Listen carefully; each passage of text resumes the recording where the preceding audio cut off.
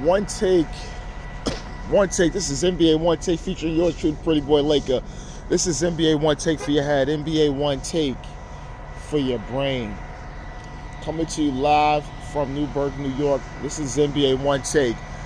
Breaking news. This is breaking news. Some NBA trades happened. Actually, some trade happened in the middle of the night. He was asleep.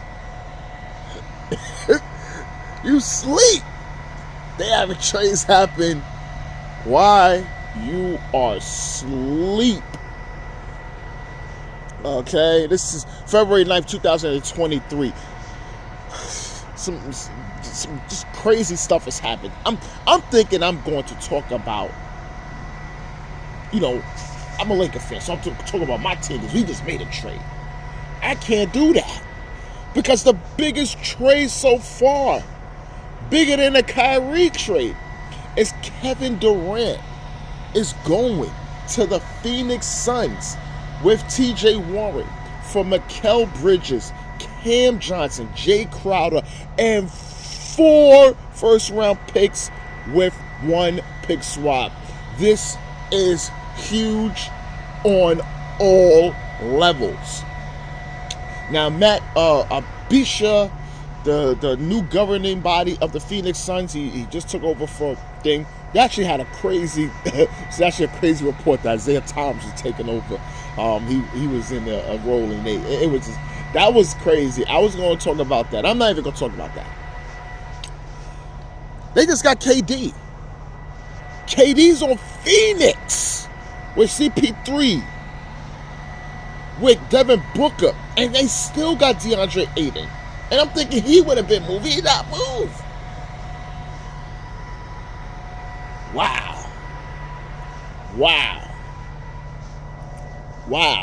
And the thing was, when the Kyrie thing happened, Phoenix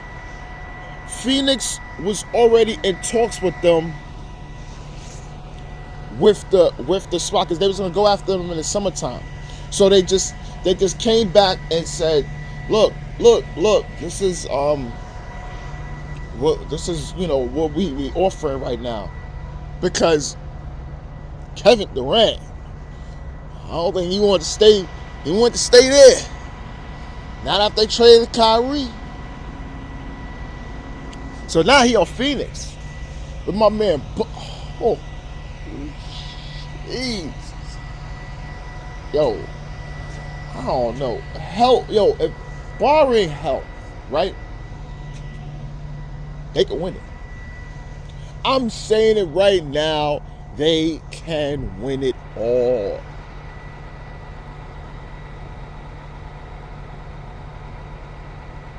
Man, this is insane, bro. This is insane.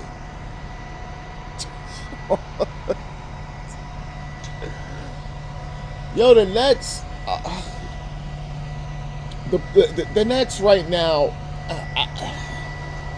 This is a team that I've been following since they acquired, since they drafted Kenny Anderson. And this is a team that religiously watched, on TV.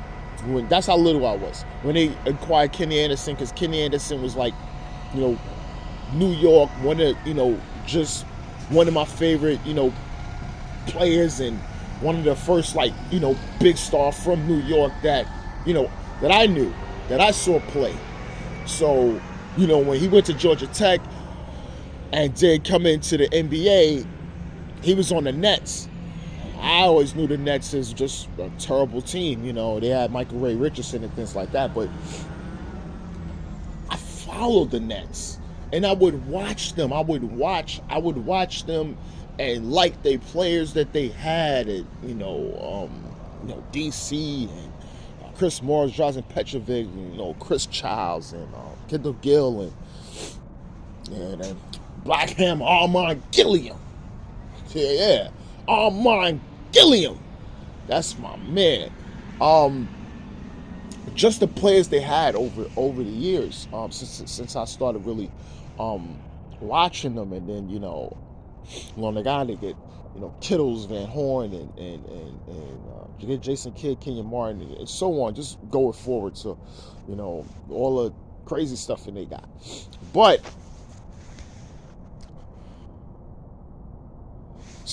right now, I'm at this point because I have no issues with Sean Marks because where he was previous and the way I saw his vision and the way he was doing things, Joe Tsai is an issue to me. He's always going to be an issue to me. I'm sorry, he is. He's a big issue to me. I understand other owners and things like that. Yeah, I'll listen. I'll call you out too. If you're not, he's an issue to me. And what just happened with all those star players, he deserves it for his franchise as he's watching over.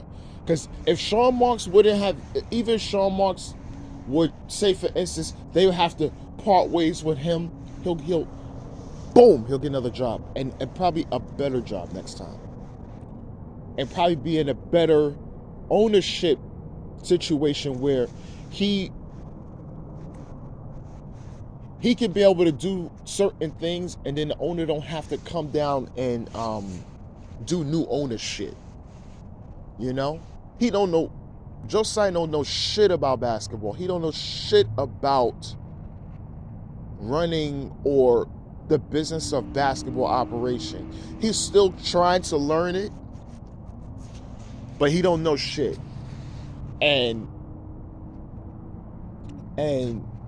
he's in there because the NBA do this type of shit.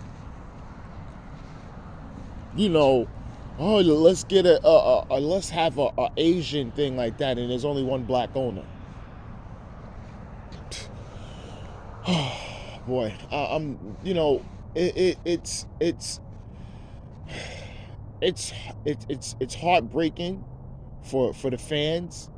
And yes, they are Nets fans, not the ones that's in Brooklyn, like real fans of the Nets, like the people from Jersey and Long Island, people from upstate that really loves those teams and been going to those games because, a lot of times, like I said, that's the second banana to the Knicks. A lot of them can't afford to go to Knicks games, so they went to Nets games,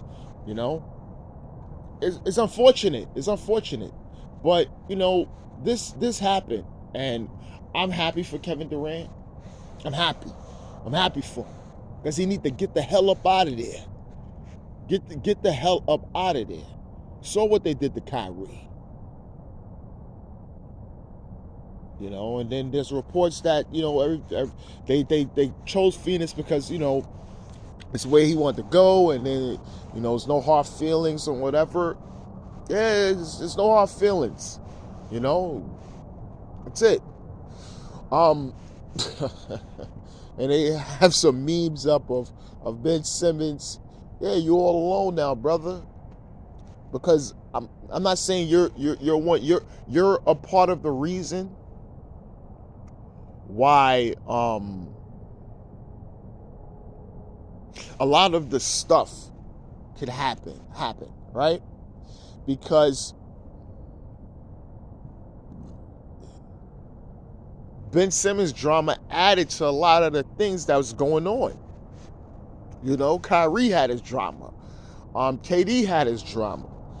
Ben Simmons was one that added on, especially since last year, about play or no play. Then this year, he's not being aggressive in certain things. And it was just like, what the hell? We thinking we're getting at least the Ben that was in Philadelphia, and we got a shell of that person. That's never good.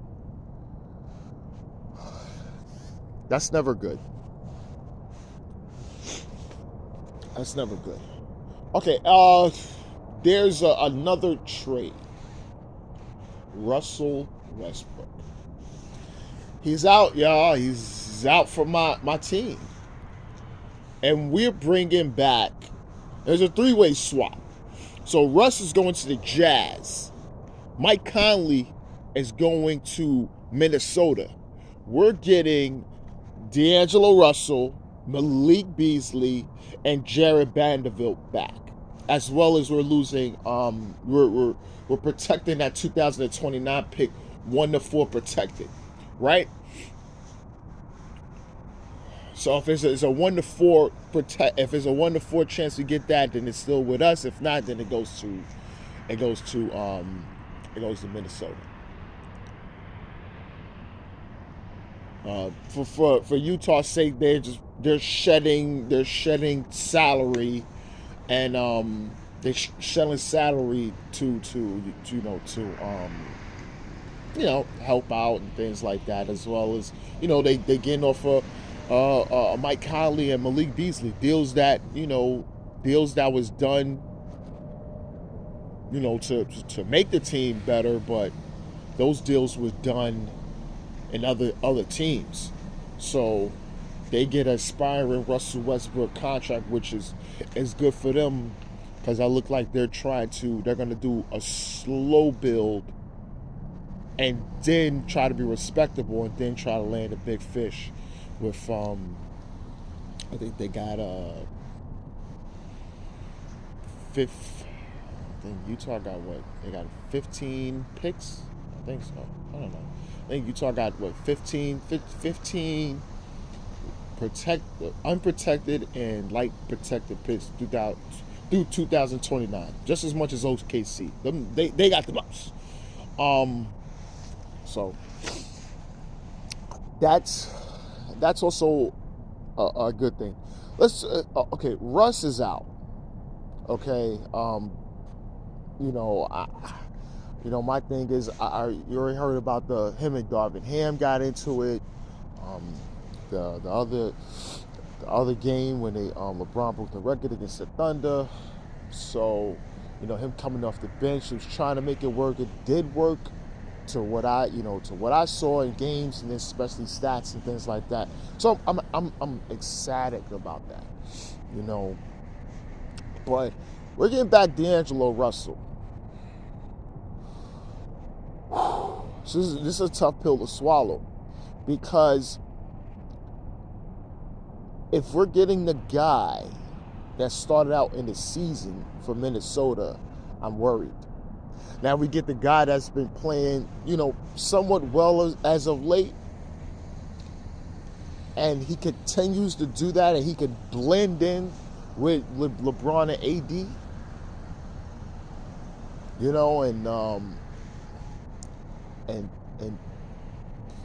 and do his thing. I'm fine. Malik Beasley, I love. He's going to get buckets. He's going to get buckets. He's going to be able to score. Jared Vanderbilt, man, getting him, a lot of teams wanted at this guy, and he's a great utility player, someone we need, and I like it. I like it. Credit to Rob Pelinka. I ain't gonna lie, you did good, Rob. You did good. Mike Conley, he go to Minnesota. Minnesota's looking for a point guard because they're trying to make a good stretch run going into playoffs. Steady hand, Mike Conley. Steady hand. When I say that steady hand, he's a steady hand. Veteran. That's what they're trying to do. They trying to go far, and they trying to, Mike Conley does have a thing with Rudy Gobert. So that's a good sign right there. So I'm seeing what Minnesota's doing, and they're going all in, man. Look, I'm gonna tell you something. Minnesota going all in. Even though the thing started out bad and they making up a little bit, they going all in. They going all in. They're going all in. So, and there was another deal. Cam Reddish is traded for Josh Hart and the lottery protected pick to Portland. And this deal was made mainly the Knicks need just another guard. They in there they can trust. that's going to be defensive-minded first, going to play hard, Josh Hart, which is needed. As I'm seeing what the Knicks is doing, this is a real big need for trade. And Portland, they get Cam Reddish. It's almost a show and see. Show me what you could do. Show me what you could do, and then most likely he'll be moved again. I don't see him staying there, because I think Portland, for the most part, I don't get Dame, but I don't know what is going on, because right now I think they're not even going to be able to keep Jeremy Grant in the offseason. Portland is in influx right now. There's a lot of problems in Portland. And I'm not saying Chauncey Billups could be done after next season. And